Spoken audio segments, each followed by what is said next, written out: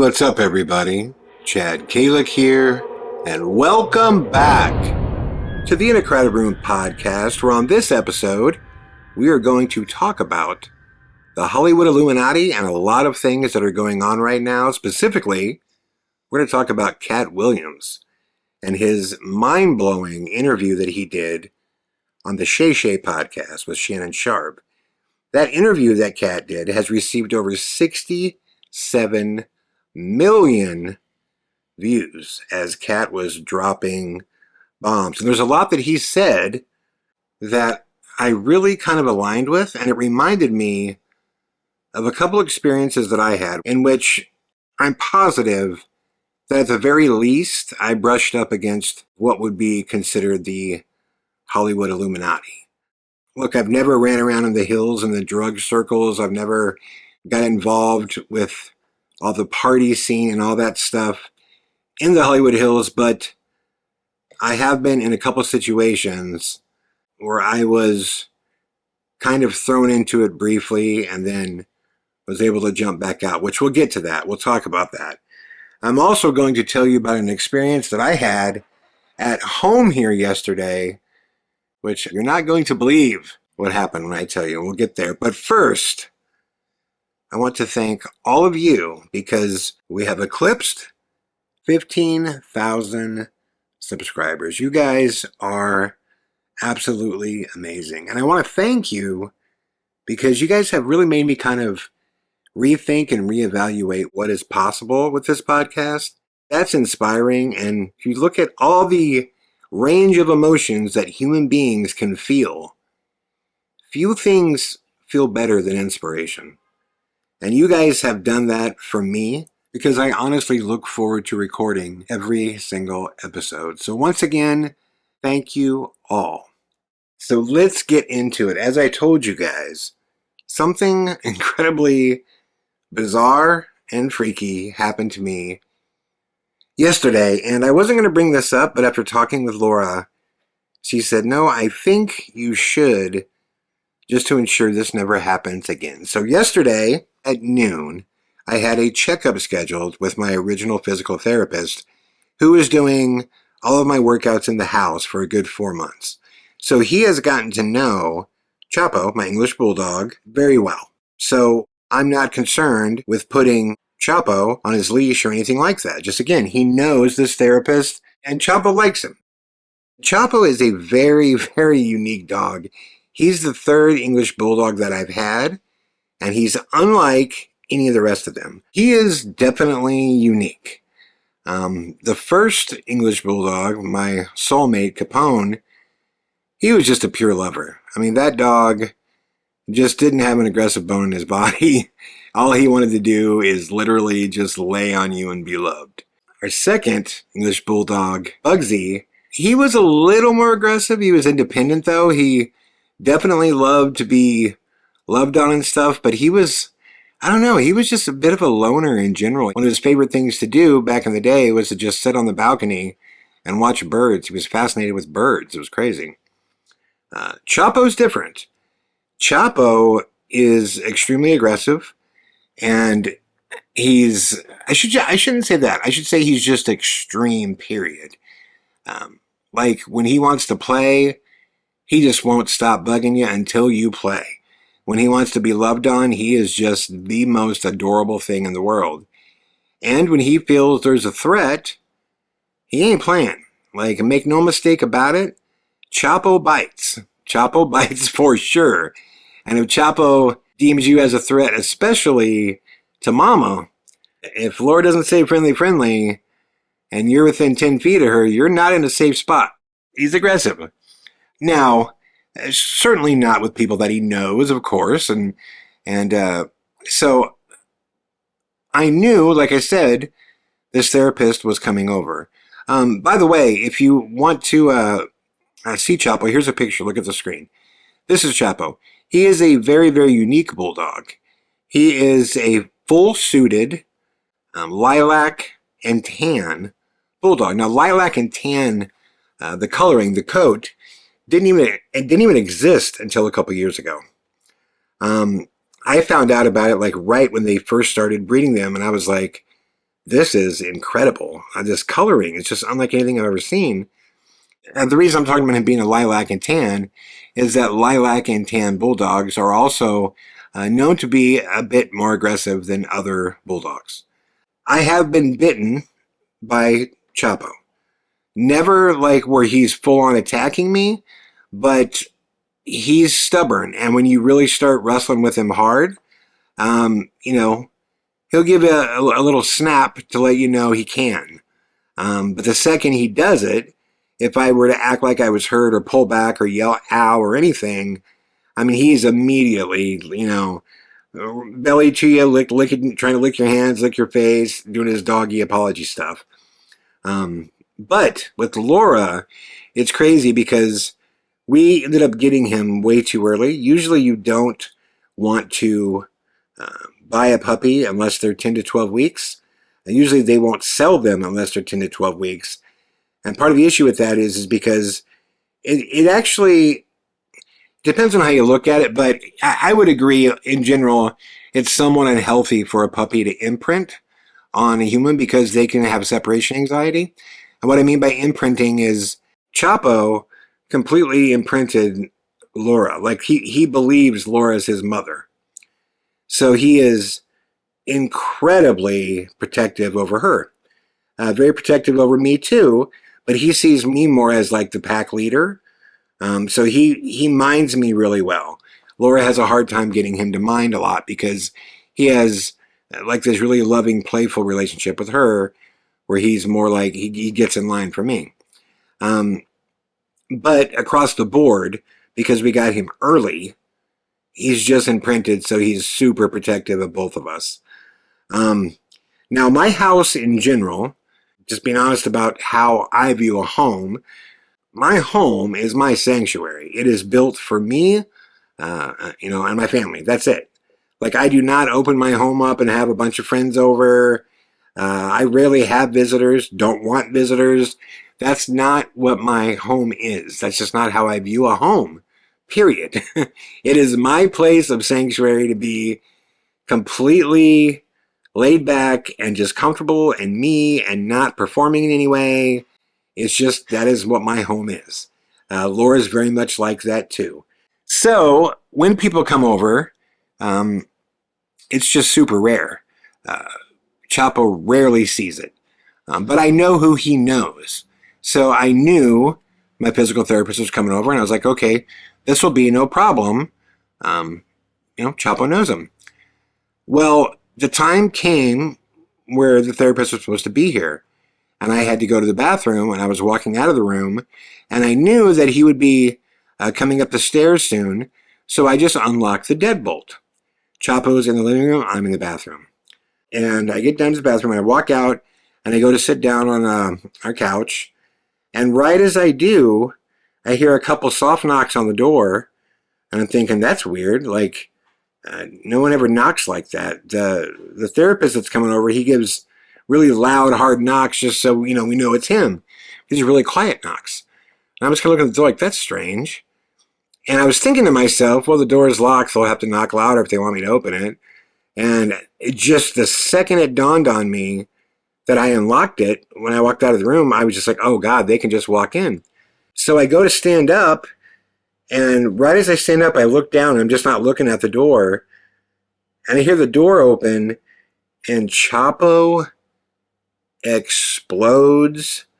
Like, thank God he was behind me, because he just, the most violent barking and growling, and he goes running by me, and I grab, he has a big roll. These bulldogs, especially when they're in fighting mode, they'll extend their jaws out and their teeth to show their teeth, and the back of their neck, a big roll, like stands up.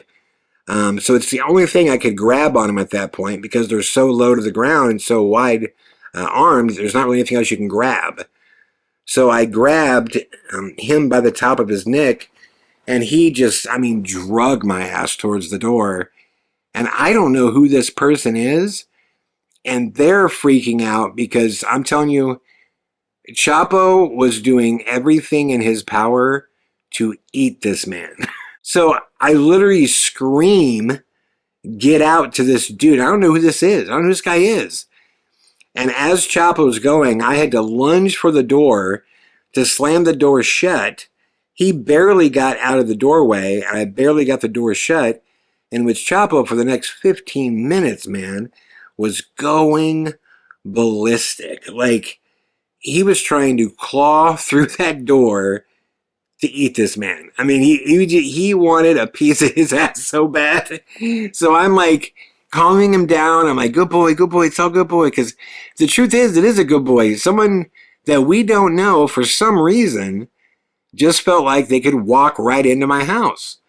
And yeah, the truth is, I see that as absolute trespassing. What the fuck are you doing?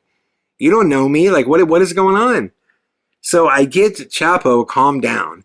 And it took a while. I mean, he was just going back and forth between these death curdle, growls like I had never heard and barks like I had never heard, into this deep guttural crying because he wanted so badly to get out that door to attack this man.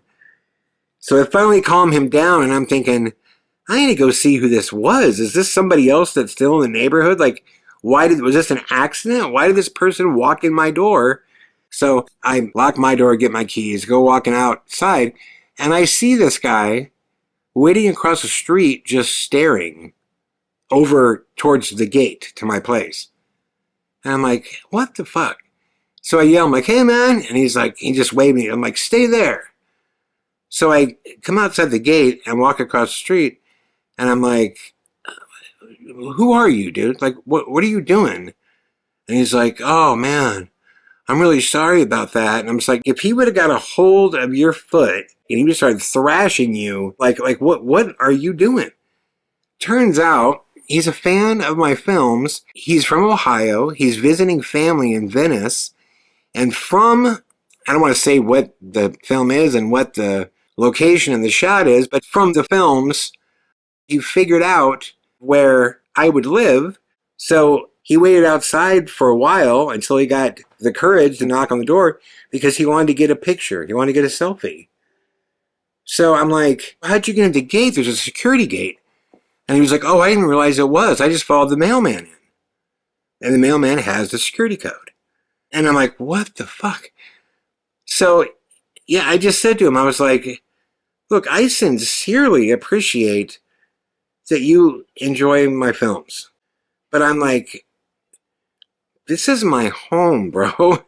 Like, anybody who's ever met me out in the world will tell you that I will bend over backwards to sign autographs or pictures.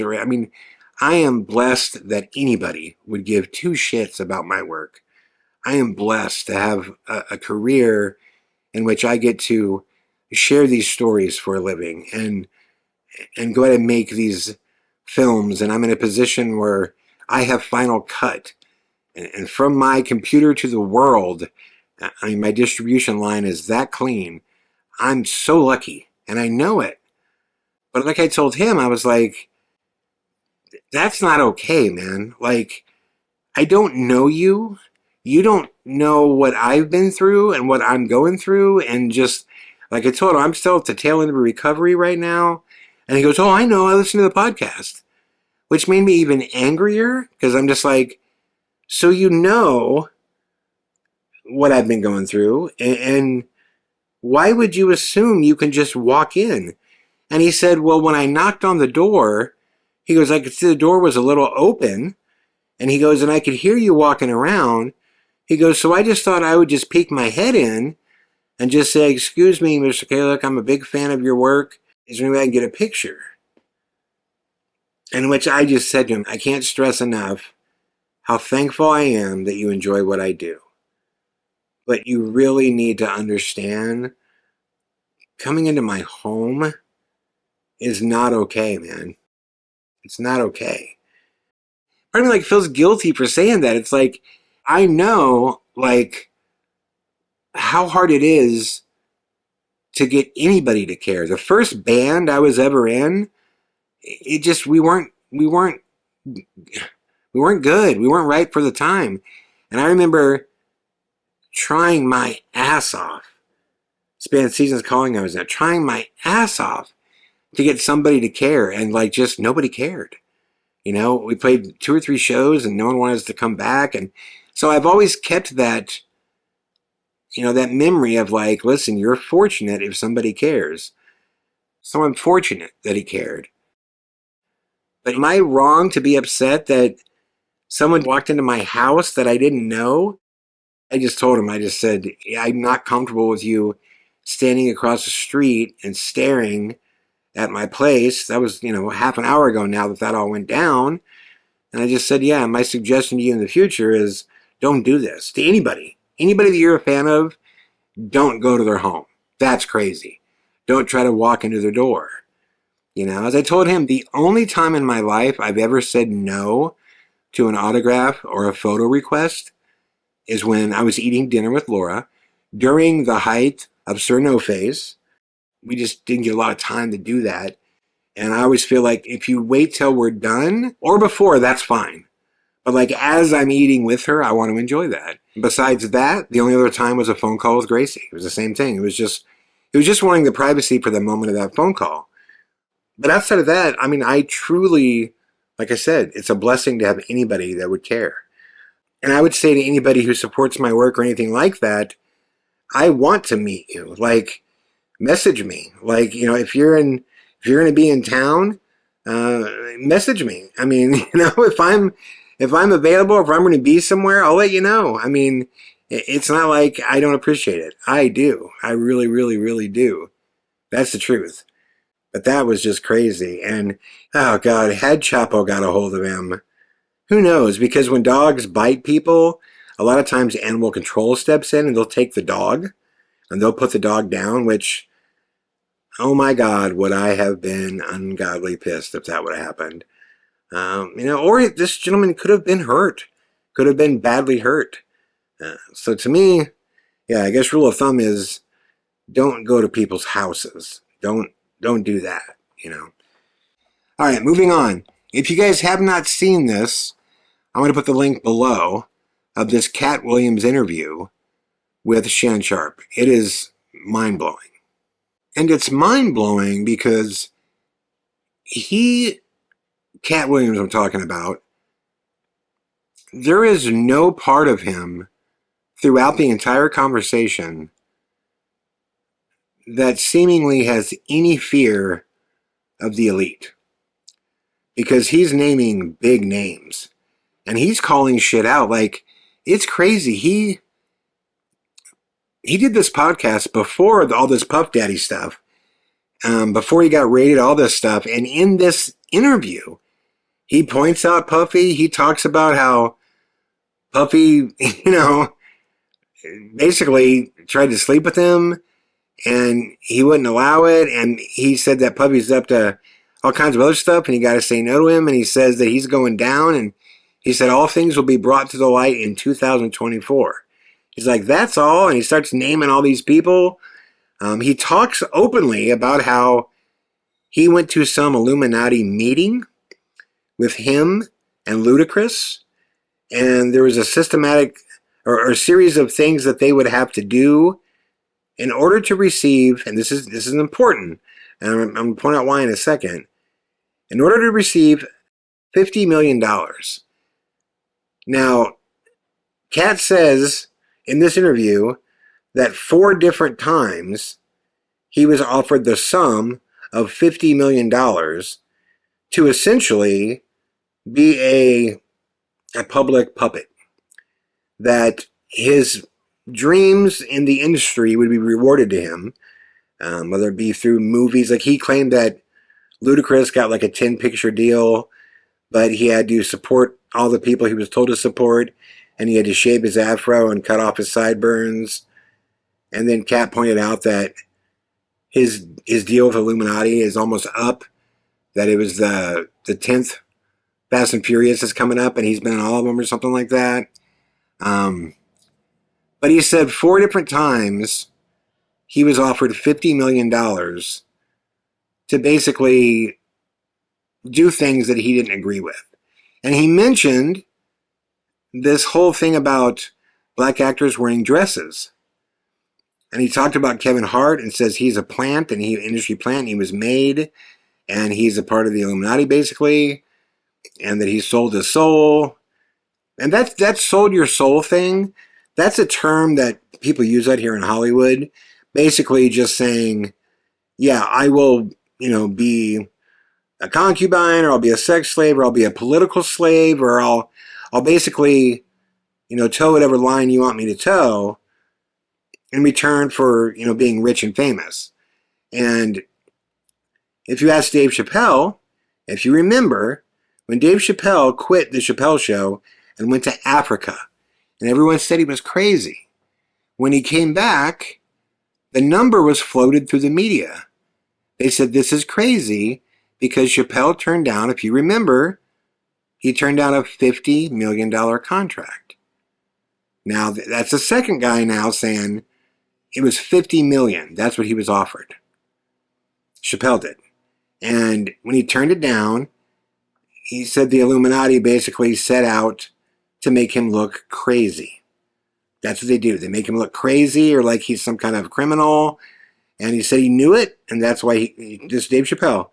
And he said he went back to Africa just to basically find himself and, maintain that inner strength and that ability to say, no, I'm not going to do these things, including, he said one of those things was to wear a dress. Now, Katt also said in these $50 million deals that he was offered 4 times, part of that deal was to wear a dress. And if he didn't do these things, which he said he didn't, turn it down 4 times, then he would be made to look like crazy, all kinds of problems. Now, Katt has been made to look like, by the press, like a severe drug addict. Katt says in the interview, no one's ever seen me on hard drugs. He said it's never been an issue. He's not a cokehead like everybody says. He just basically says this happened because I turned this deal down. Well, when Chappelle turned his $50 million deal down, the press said he was crazy and he was on drugs. That's what they said. And when Chappelle said the same thing, no, I wasn't. And again, the $50 million thing is interesting because if these things keep popping up, then they're trends. And if they're trends for a reason, right? Like, it's like the same people offering the same amount of money as a calling card. Because there's a conversation with Andrew Tate where he's in a room with the Town Square app. And he's in a room and, man, there's a lot of hitters in this room. I mean, even Alex Jones for some reason shows up in this room. But what's crazy is Andrew Tate says that, yes, the Illuminati have approached him and they made him an offer for how much money do you think? He says it, $50 million. And he has to politically, basically bow to who they would say he would have to bow to, and the right companies he would have to support in return for this $50 million, in which Andrew Tate says, I told them, no, fuck off. You're not going to tell me, what I can and can't do, and I'm not going to, act in a way that is inconsistent with who I am. And of course, when he said no, what did they do? He's crazy. He's been arrested several times. But what's really bizarre is every time he's been arrested, there's been no official case against him. That's why the first time Andrew Tate got put in jail, when he came out, he kept saying the same thing. He said, I demand that the media right now needs to ask police and the people that are jailing me, needs to ask them to reveal the charges against me. He kept saying there are none. There are none. Which I guess at that time there weren't. He was correct. So here you have, 3 people that are pointing out the same dollar amount, this $50 million that keeps being floated around. And when it comes to this black actor wearing dresses, I mean, I thought this was like complete bullshit when I first heard it. But look on the screen right now.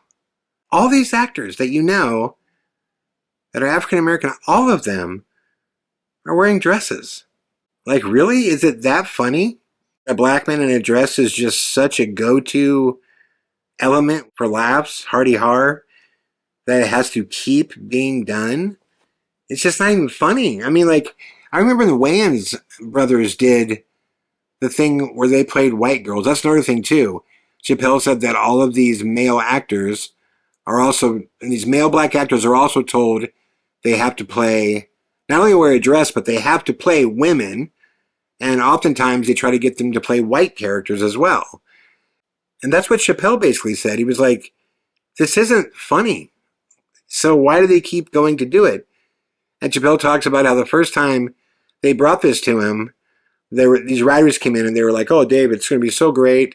We got these changes worked out in the dialogue and you're going to wear a dress, man. It's going to be so funny. And he's like, nah, I ain't down with that shit. I ain't doing it. And he said, they were like, no, you have to do it, though. We already changed the script. It's already in the script. But, man, just go with it. It's going to be great. Like, all your heroes did it. It's going to be great. And Chappelle was like, yeah, no, I ain't doing it. So I guess we ain't shooting today. I ain't doing it. And he said after pushing back and pushing back, and them telling him that it's already been changed in the script, so he has to do it, once they saw that he refused, they're like, oh, well, we already have another script where you didn't do it. So we're good. Let's film. So he was just like, the whole time, it's just a stick it to him to see if he'll do it thing. Already planning to move forward if he doesn't. You know what I'm saying? So it's just this, it's becoming more and more obvious. And by the way, when Ryan Garcia beat the brakes off of Devin Haney after all that quote unquote crazy talk, everybody immediately said, he's trolling us. He was trolling us the whole time. And then Ryan went on Patrick Bet David. What's really interesting is Patrick Bet David says to Ryan in the interview, he says, so which part of this were you goofing with? You know, which part of this was fake and was a troll? Because the narrative quickly became, oh, Garcia was doing all that to troll Devin Haney. That because Devin saw Ryan acting weird, he would assume that he can't box anymore. I mean, whether or not Ryan Garcia has thoughts about Bohemian Grove, why would that make it where suddenly a guy that's been an elite boxer his whole life can't box? I don't see how any boxer would be like, I know how I'm going to defeat Devin Haney. I'm going to act batshit crazy. And then I'll have him right where I want him. Like, doesn't even make sense. But what was really interesting is when they were asking Garcia, Patrick Bet David's like, so which part of this was fake? I mean, the stuff with the kids and, you know, Bohemian Grove. And he's like, well, no, that's not fake. No, that was real. And he's like, that's real. And he's like, yes, we're going to Congress with it. The narrative was that he trolled everybody, but in his interviews, he was saying calmly, he just wasn't acting berserker, but he was saying calmly the same exact things. It was the biggest example of the media trying to get you to buy their new narrative. Oh, first he was crazy, and that didn't work, right? Because people were going, no, there's something to what he's saying. So then when he wins, they're like, oh shit, we can't say he's crazy anymore because people love him because he won. So now we're gonna praise him for being a genius troller. But yet he's still saying the same things. And the media is still trying to spin it. It's just wild, man. It's wild what's going on. But, you know, there was something that Katt talked about which really, really blew me away and made me think about a personal experience of my own that I had. That I'm going to share with you guys because Katt Williams was talking about how when people sign these deals with the Illuminati, often they're young and they get them young enough where they're single, and then they will put them with a wife. And I had never heard this before until Katt said it, but it just reminded me of a situation I'm going to talk about in a second. But he said, when that happens, they always put them they always arrange a wedding with a fair-skinned or a light-skinned partner that has no political views, no anything, that's just quiet. You know, basically they give them a hood ornament, right? They give them just something that looks really good next to them, that offends nobody. And I was thinking, God, in order to do that, if that's the case, if that's true, and Katt, I don't have the names on the top of my head, but please go watch this interview with Shannon Sharpe. Katt basically lists out all these actors. And he says, look, all their wives look the same. And they do. It's crazy. He points them all out, and then you see pictures of them all, and all of their wives are like light-skinned. You've never heard of their names. You don't know who they are. You've never heard what their voice is, what their views are. They literally just look like, arm candy, And I was thinking, well, in order to do that, you would just have to you would have to be human trafficking. You have to be thick in human trafficking to be like, okay, we got a new guy that signed our Illuminati deal. We need this type of woman to be his wife. Get it done.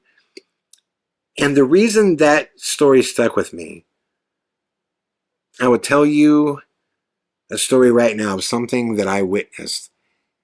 And I partially told this story before, and I intentionally stopped in going this deep on it, just because back then, this wasn't a topic like it is now.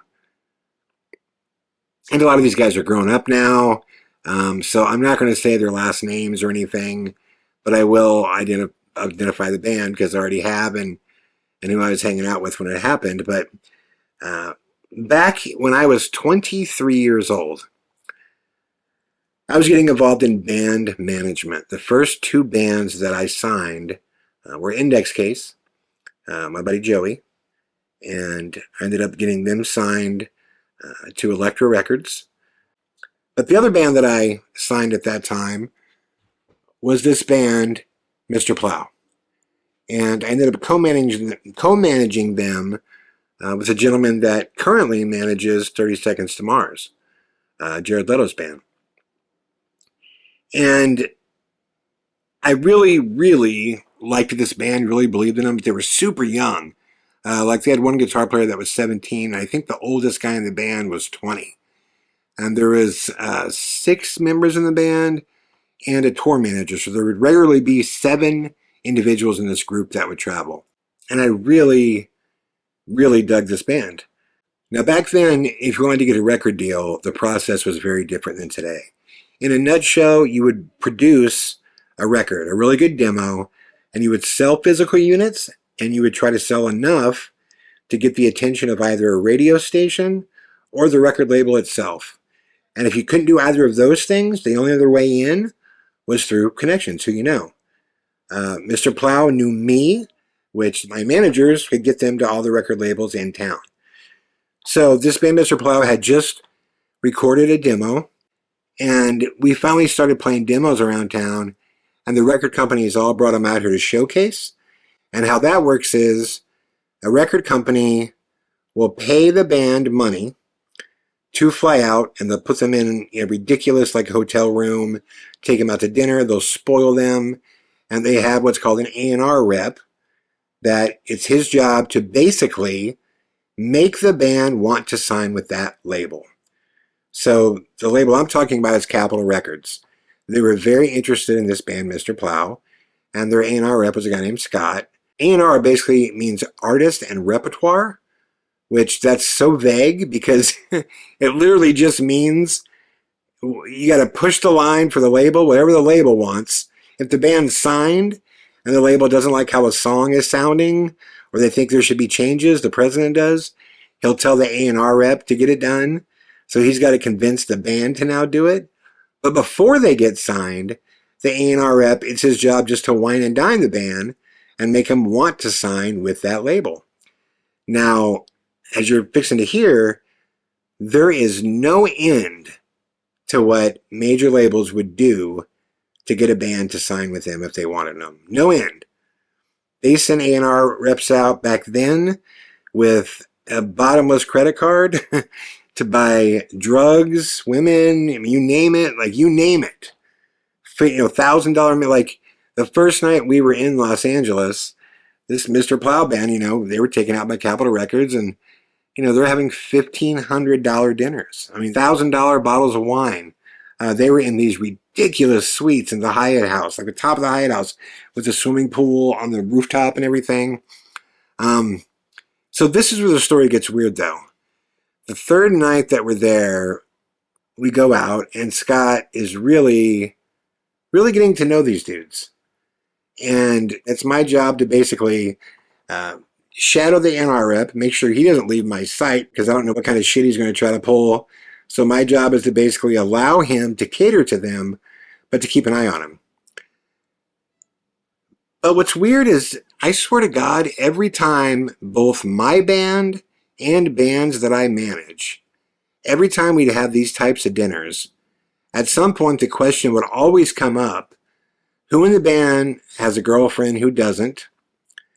And this question always came up, guys. I don't know why, but it always did. It was always, if you can pick one girl to sleep with, who would it be? I've had 5 different A&R reps from different record companies ask me that. Like, ask me that at dinner. Well, on this one night, it just so happened that nobody in Mr. Plow at that time had a girlfriend. And this conversation turned really weird at dinner, where he was asking all of the guys, like, if you could all collectively sleep with one girl, like all of you in a group sex setting, what would she look like? And I thought he's just like being weird and fucking with these guys, trying to see their negotiating skills of, who's going to say, am I going to give up my, preference for yours type of thing. So through a very quick back and forth, and God, this part was just so weird when I think about all this now. Now, remember, in the time, I'm living in it real time. So it became weirder once I thought about all this stuff after it was over. But basically, these guys, all Iowa boys, they all decide that in a perfect world, they would want to sleep with a girl that looks like Little Kim. The rapper, Little Kim. And she is beautiful. Little Kim is gorgeous, absolutely. And I'm just kind of laughing at it, going, okay, it's fun exercise. Let's get off this topic. It's kind of weird though, too, And remember, Scott hasn't left my side. Hasn't left my side. I'm sitting right next to him. And we're talking the whole night. He's having a conversation with them, but then on the side, we're talking kind of business stuff. And dinner gets over, maybe 5 minutes, 10 minutes max after this conversation of who would you sleep with, what would she look like, type of thing. And we decide it's time to go back, to the Hyatt House, because the guys want to go hang out on the rooftop swimming pool. Because, at that time, they're like living life big. Everyone in the building knows that they're getting catered to. Everybody knows who they are. In this building at that time, there's celebs everywhere, too. Little Richard lived on the 12th floor. It's just crazy. There's tons of celebs everywhere. They're loving life. These are Iowa boys. They're loving life. So they say they want to go back to their suite because they're going to go hang out at the pool. So we say, okay. And they had a Sprinter van for us. So we would all hop in the same van. Okay. Scott never left my side. We hopped into the van, went back to the hotel, went back up to the guy's hotel room, and they start talking about how, they want to get some beers, they want to get, some cigarettes, things like that. So Scott says, yeah, I'll get you guys some beers, whatever you want, And so we're just hanging out, and I still haven't seen him get on the phone yet. I haven't seen Scott text yet, nothing. We're just talking again, just kind of small talk business stuff. And the band's inside. They had some beers left over, and they're just chilling, hanging, talking. And suddenly I see Scott lean over the balcony and just wave up. I'm like, huh. I'm like, who's that? He's like, oh, don't worry about it. It's all good. I'm like, oh, okay. So we start talking. Like 3 minutes later, knock, knock, knock on the door. So I walk over to the door. I look out the peephole window. And I can barely see the top of some girl's head. And I open the door, and I am not shitting you. There was a girl that could have been separated at birth from Little Kim. Looks like her twin. This girl is, and I mean drop dead gorgeous, man. On a scale of 1 to 10, she's an 11. And I'm just like, I wonder what she wants. And then it hits me what I'm looking at. It just hits me. I'm like, oh my God. Am I talking to an escort? What the fuck? So I step in the room, she comes in and just says hi. I see Scott, ran over, talked to her briefly, doesn't hand her anything, doesn't show her anything, like nothing. And then she turns around and says, guys, can I get your attention? And the guys all suddenly sit up with this like half smile on their face because they're starting to put one and one together too. And she basically tells them all, I'm here to do a job. It's real simple. Everybody has to wear a condom. Nobody beats me. Nobody hurts me. That's it. Having said that, any questions? And I'm just sitting there going, is this really happening? Like, this is how this shit goes down? And I look over to Scott, and he's got these Elvis glasses on. He lights up a big stogie. He's got a big smile on his face. And my first thought was, hold on, man. This is a girl I don't know in a room with just a bunch of dudes, a bunch of young dudes. This could be framed in a lot of bad ways. So I just asked to talk to her in the other room. And she's like, yeah, sure. She's got this very, very, very, very beautiful, soft Southern accent, too. And we go to the room and I say, hey, listen, I don't know what's going on.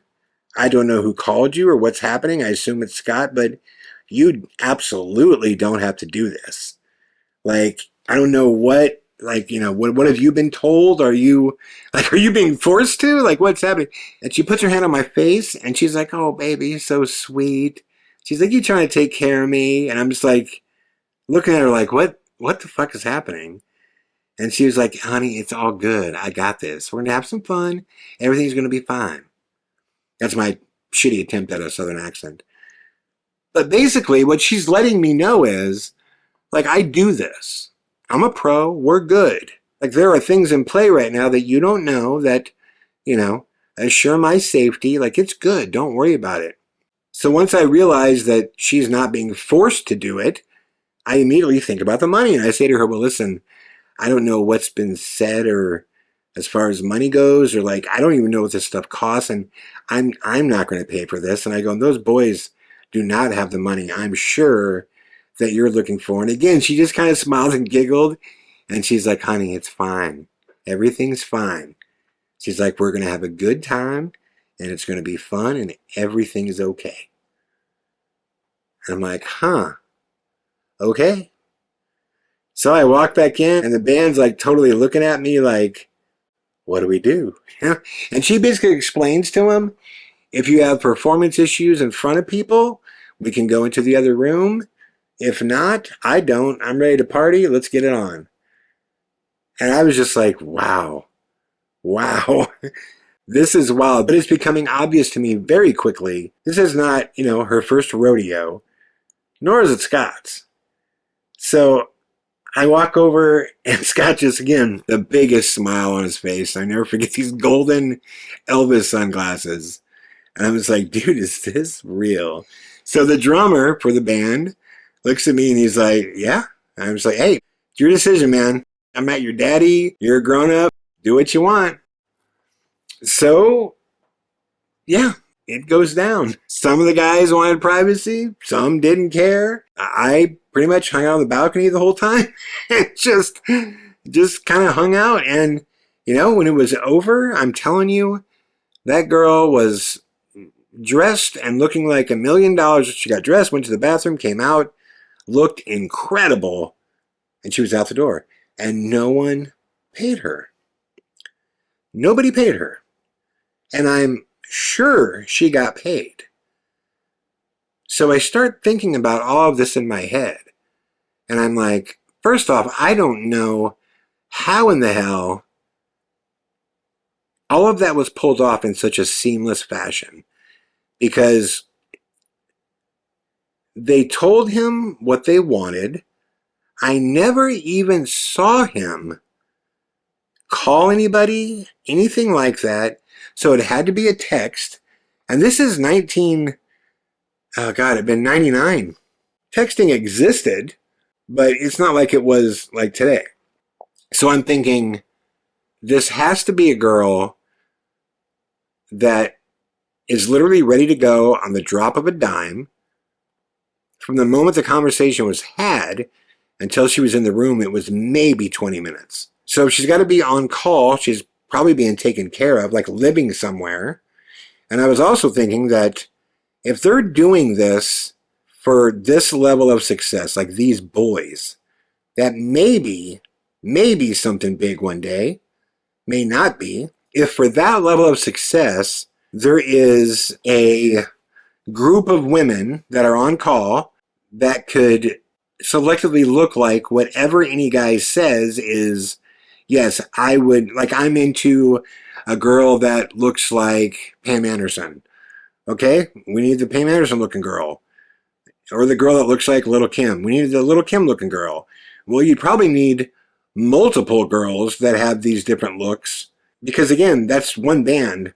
I'm sure there's, that night there's 200 other bands that are being catered to by all these record companies. And I'm thinking she had to have been paid by the label either through some kind of credit card or she's just on salary, like as an A&R rep, or maybe that's just the money she makes. But it became obvious to me that she was a part of a machine. This was seamless. She almost laughed at me when I was making sure she was okay. She had no concerns about the financials. She made it clear to the boys nobody can hurt her, which let me know that there's somebody on site close by that's going to stomp someone's head in if she gets hurt. It's just, I'm like, if this exists for somebody at their level, what do you think exists for the billionaires? You know what I mean? If you can say at that level where I might be signed, it might be a big deal. If you could say my dream is to have sex with a girl that looks like this, and 20 minutes later that exact girl is at your door ready to party, that exists for their level. Do you guys understand what I'm saying? If you're a massive world leader, like what exists at that level for you? I'll tell you what exists, that Epstein type bizarro shit. Because that's what you learn, like, out here, is if the game is not money, the game's not money. Because there's so many people in this town that can buy whatever they want. Like, you don't got to have that much money to buy whatever you want. I mean, it's a relative statement. Of course you do. It takes a lot of cash to buy what you want. But I mean, like, if you got $100 million, you can buy 99.99% of anything in the world that you want, right? Unless you want to, like, buy some conglomerate billionaire company or some shit like that. But I mean, like, when it comes to physical items. So the game is not buying shit. That's not the game. Nobody in this town at the upper levels are even worried about money anymore, because the cost of things, like, it doesn't enter into their head. Like, they're multi-billionaires. Like, it's not a thought. There's no, like, it's not what they think about. They think about creation. They think about changing the world. And that's on a positive level. The darker level, the game is not money. It's not owning things. It's absolute freedom. It's the ability to do anything you want. That's the game. That's what the most powerful people in the world want, is power. It's not cash. It's power. Epstein famously said to one of the girls that he was, whatever you want to call with, when she asked him one time about his art collection, and he said to her, this stuff's meaningless. I don't collect art. I collect people. Well, that's the game. Like, these, and I'm talking the dark end. Again, I don't want to make this sound like you can't be a billionaire without being a great person, because I've known 4 in my life billionaires, and I would say 3 of them were incredible people. So there's a lot of good people that have money, but man, I'm telling you, there's a lot of bad ones too. There's a lot of weird ones. And the game is power. They don't wait for nothing. They want to go somewhere. Like, the jet plane is 24/7 ready to rip. Like, it's just like, that's it. So this girl that came over, that's what just made me all realize, is that this is a branch of this Illuminati. Even at this level, there are things that are set up like a well-oiled machine. Thomas and I were talking about this, and we were just saying, you look at all the parts, and he even pointed out, it's like, if you have people on salary, it's like, they got to be cared for. There's got to be, health insurance. There's got to be If they live somewhere, it's either someone's renting something or it's a house. It's got to be insured. If that girl was up there in that room with all those boys and someone did hurt her, there's got to be another person there that I'm sure would handle it. She didn't drive herself, that's for sure, because it's not like they're going to tell a girl, oh, so-and-so is waiting for you. Go find a place to park in Hollywood. Yeah, good luck. So a driver dropped her off. So that's an expense. There's a car. There's a driver. There's time. Like, this is the machine. It's not like you pulled a girl off the sidewalk and said, here's $100, go do some crazy shit. This is a machine that's in play. Hidden in plain sight. And that's what we're talking about, human trafficking. Somebody that is paid to do that. From 1 to 10, she was an 11. So how do you collect those girls? How much is she making or getting to where that's what she would choose in life? So when people say, are the Hollywood vampires real? Like, that's hilarious to me that there's even a question about it. Of course it's real. Of course. They have to be. They have to be. I would love to know what you guys think about this.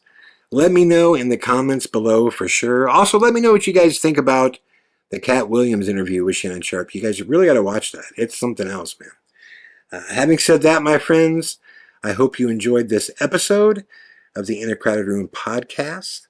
I will be back soon with more. All the best.